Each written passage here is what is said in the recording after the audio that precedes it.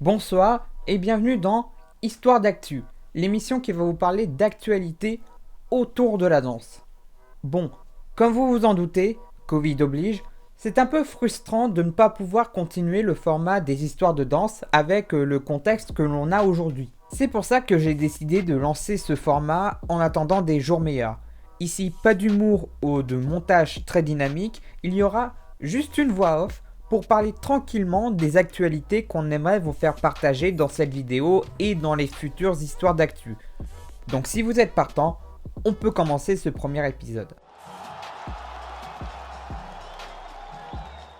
Pour cette première actualité, nous allons voir du côté de Ille-et-Vilaine où un petit groupe a su s'illustrer d'une bien belle manière.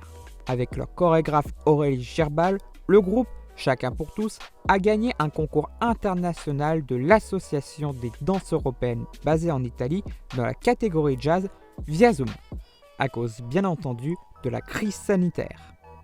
Un sacré parcours depuis les régionaux jusqu'à cette grande récompense quand on y pense, malgré les problèmes techniques qu'ils ont dû rencontrer et la concurrence venue de plusieurs pays. Pour ce groupe composé de Emma, Louane, Charlotte, Émilie, Apolline, Anaëlle, Margot, Solal et Sacha, ça ne peut que leur donner de belles perspectives pour les années à venir. Ils sont encore jeunes, pour la plupart entre 12 et 14 ans, et ont encore beaucoup d'expérience à acquérir. Un grand bravo à eux. Peut-être un futur sur de grandes scènes, qui sait. Seul l'avenir nous le dira. La deuxième nouvelle va bien sûr parler de l'arrêt temporaire des activités non essentielles des mineurs. Avant les vacances de Noël, les plus jeunes avaient la crainte de n'avoir aucune annonce concernant la reprise de leurs activités avant que, petit à petit, les communes de France réautorisent les pratiques sportives, malgré que certaines villes ne passent pas le cap à ce jour.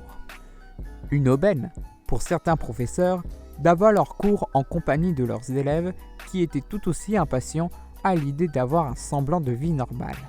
Mais l'heure n'est plus au beau fixe, même avec le vaccin en vue. D'après certains scientifiques, l'année 2021 ne sera pas l'année de la libération. Bien au contraire, la prédiction d'un retour à la vie normale ne se fera pas avant 2022, voire même après. En conséquence, le monde de la danse s'est mobilisé pour manifester sa colère devant la dégringolade de l'économie des arts du spectacle. Seuls les quelques cours via visioconférence tiennent la tête de certains danseurs hors de l'eau. Mais un début de réponse a peut-être été trouvé chez les Catalans. À Barcelone, un concert test avait pour but de tester un rassemblement à plus de 500 personnes qui devaient faire le test de dépistage avant et en portant le masque durant le concert. Résultat, aucune contamination n'a été détectée durant ce test. Une lueur d'espoir à un moment où les mesures sont de plus en plus strictes. Affaire à suivre. Ce qui nous amène à la troisième et dernière actualité, qui est une des nombreuses conséquences de la crise actuelle. Dans la ville de Tours, une professeure de pole dance, Aurore Flogère, propriétaire de son propre studio depuis septembre 2019, le Spicy Lotus. Malheureusement, le coronavirus a bouleversé tous ses projets après un très bon début avec près de 130 membres inscrits. Sans revenu ni aide de la part de l'État, elle a décidé de manifester à sa manière. Elle se ligote quotidiennement pendant 4 heures sur un live pour exprimer, métaphoriquement, la réelle situation dans laquelle elle se trouve. Cela correspond à l'état du sport et de la culture. On est en train de crever. Je recommande à personne de s'attacher comme moi. Je pratique le yoga et la méditation, je connais mes limites. Elle parle aussi de la détresse des personnes et de leur état psychologique. Ils ont besoin de bouger, de s'exprimer, de retrouver une mobilité, sans quoi l'état des corps dans l'avenir est incertain. La santé mentale et physique de bon nombre de citoyens décline.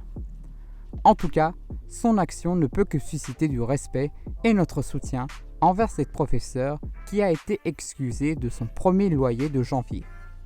Reste à savoir si la situation va évoluer. Merci à tous pour ce premier épisode d'Histoire d'actu. Si vous l'avez aimé, n'hésitez pas à le faire savoir. On pourra même en faire une version Instagram si on peut. Et quant à nous, on se retrouvera très forcément pour une autre histoire d'actu ou tout simplement, on se retrouvera pour une autre histoire. Ciao!